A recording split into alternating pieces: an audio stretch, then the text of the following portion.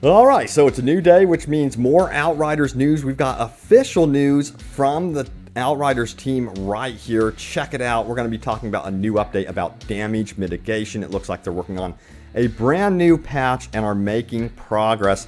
And also, we have a new advice from the team on how to temporarily fix the damage mitigation issues that you might be facing in the game.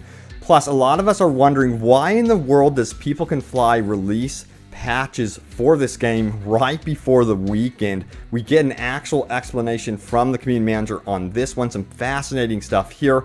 Plus, we saw some players receive epics that had 2 tier 3 mods on them.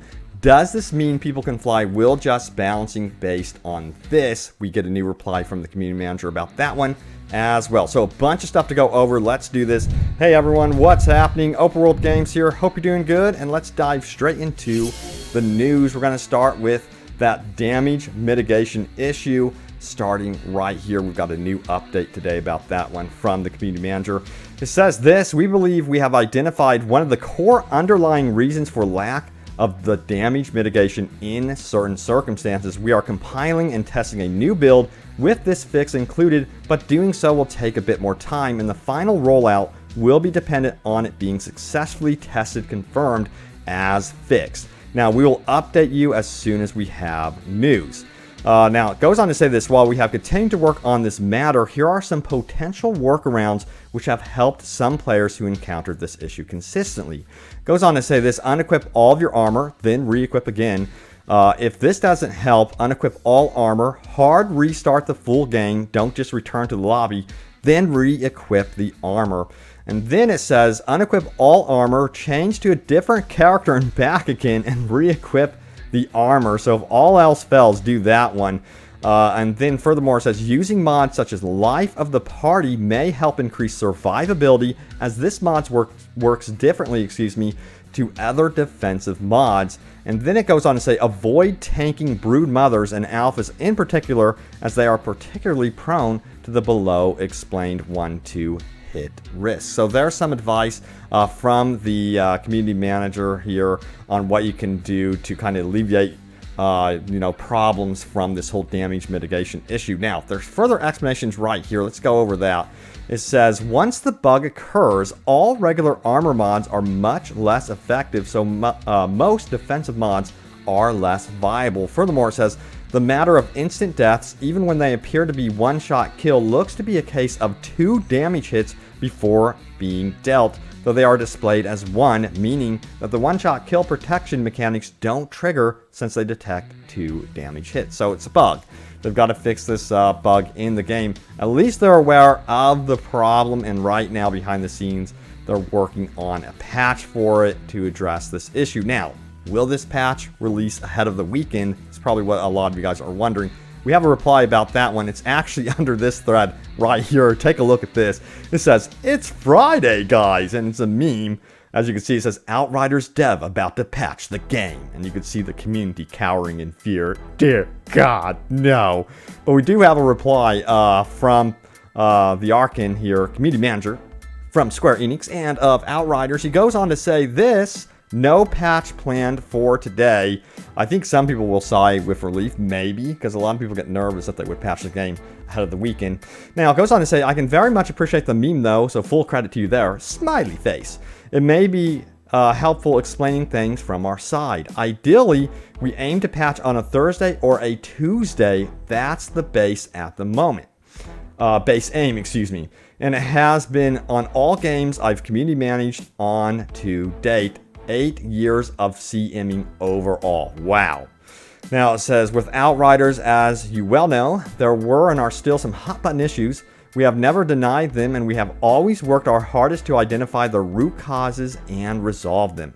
So we find fixes, we compile a patch build, we run that patch build through QA. QA works that build through their regular process and regresses fixed issues. Example, they confirm the fix has worked, or they don't, in which case the fix has not worked, and then we go again. So a change fix could get pushed out another week."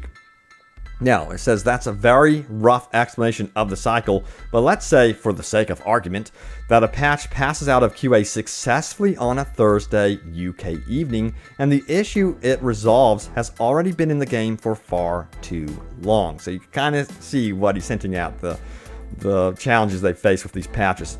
Goes on to say this: so we have a patch with fixes ready for the issues that many players are facing, but our ideal release window is still some way off. Players will continue to face those issues until the patch arrives. The best game-led decision would be most likely to sit on the patch, let players continue to suffer from the existing issues through the weekend, and then release the patch on our own terms. What do you guys think? Would you rather suffer and wait for the patch to drop on like a Tuesday or Thursday, or would you just want it released instantly so that people can look at the patch, see how it's performing for all players, and then adjust accordingly? But here we go. Let's keep going. Now, it says this: the community and player first decision would be to release the patch ahead of the weekend so that players can benefit from the fixes sooner. Now, an alternative would be to announce the patch release date for the following week, but that in turn would likely receive demands that we release it sooner and that we are letting players unnecessarily suffer. Now, it goes on to say this: the fact that the previous patches had major issues is of course not something we anticipated, or we would not have released the patches with the issues they introduced. So it says, so the options are the following: release something at a suboptimal time Friday, but that will, as far as our tests at this point in time indicate, be beneficial to the greatest amount of players. Or number 2, play it safe, let the existing issues and associated community anger continue to exist, but still release the same patch with the same benefits and risk days later. I feel like, honestly, just my personal opinion, I feel like there's no winning in this situation. The sooner they get a patch out, though, as long as it's tested, as much as possible, they can then identify if the patch, I guess, causes a little bit of issues. I think with the recent patch for the emergency stance problems that we saw, I just don't think they foresaw the fact that they would have armor issues and damage mitigation issues from that. But anyway, let's keep going. It says we picked option 1 twice because, to the best of our knowledge, it seems like the best possible option for players and the community. So essentially getting the patch out soonest, It says we are now far more likely to err on the side of caution. So they might actually consider holding off releasing patches on a Friday. Sound off if that sounds like a good idea to you. Do you think patches should be released on like a Tuesday, Monday, what have you? Let me know. Or do you think they should go ahead and schedule patches, like saying, hey, this patch will be releasing next week on a Tuesday? Do you guys think that would be a good idea? Because right now, how they handle patches is they just release them and they announce on social media, hey, the patch is out, go get it. So, yep. Now, we have this one right here. As you guys know, recently with the item restoration process, a lot of players received 2 tier 3 mods on their epics, which is insane. And there's some concern about that. We have a reply from the community manager on this one as well. So Devil's Smirk says this.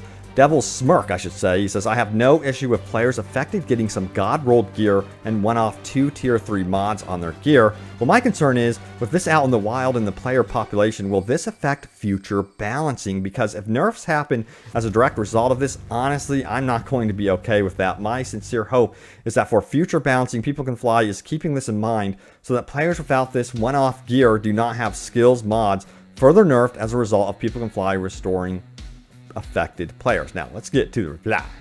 Square Enix community manager says the following: all players who obtained items during the restoration have been tagged in our analytics. So if they are in any way affecting the gameplay metrics we review to base our decisions on, we should be able to filter them out to get a true view of how the playing population with normally obtained gear is playing the game. There are no plans to change any balance based on the metrics coming from gear that was granted during restoration or will be granted as part of the community appreciation package. So there's a sigh of relief. You don't have to worry about them adjusting expedition numbers or doing something crazy like that based on the fact that there are players roaming around the game with these 2 tier 3 mods on their epics. That's not going to be happening. So that's great news in my opinion. Alrighty then, now it's time to go over your top comments. You better believe it. Remember, leave a comment down below. It could end up in a future video. So let's do this, shall we? So what was the most recent video called? It is called the following. This is madness and amazing. New update sends the community into legendary overload. So a lot of people got a lot of cool stuff because they lost their inventory. And, you know, the people that didn't lose their inventory are kind of jealous. And, yeah, I'm definitely one of them. I'm like, dear people can fly, can you please wipe my inventory? Thanks. A lot of you guys wish that your inventory had been wiped. No, I'm just kidding. Now, Ultraman says this. As the old saying goes, you're damned if you do and damned if you don't. Yeah, isn't that the truth? You know, based on this restoration, what has happened is people that lost their inventory were really upset, of course, for about a month.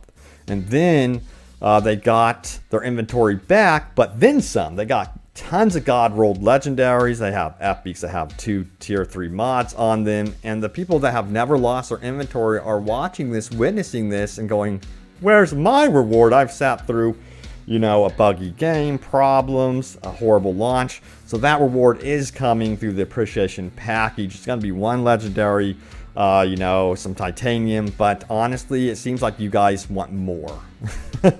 More. So let's keep going here in the comments. Assassin says this. I just want to be able to lock my damn weapons from deletion. Z Robert says everyone getting God rolls checks. Got a repeat gun and boots. Dang, that hurts. Hooli Love says, only thing I got was one shotted out of nowhere. Crimson says, even though my inventory didn't get wiped, but this game wiped my positive feelings towards the game instead. That makes me sad. Dragon says this, others protest for 2 tier 3 mods on a purple. Me looking at my 1 tier 1 mod on my purple. You know, it would be cool to also see that altered type concept weapon that we saw from the community. That would be really cool, where it's like 3 mods on 1 altered. They call it altered, you know, it's like a step above legendary. I think that would be cool to see down the road. But anyway, let's keep going. How do you say this one? Drama Cecilia says, I wish I had a death shield before my character lost its items, right? Jacob says, dear people can fly, I would actually like to get past the start screen, please. So some people are still dealing with this issue that should have been resolved completely, but I've noticed that complaint has kind of gone down. But considering that's still an issue, that's a bummer to hear. Hopefully they keep updating the game with patches and that issue is completely gone in the future. All right, so there you have it, the latest happenings around Outriders. Stay tuned for more news about this one. I will keep you guys in the know, and of course, more open world gaming goodness. And I will see you all next time. Take care.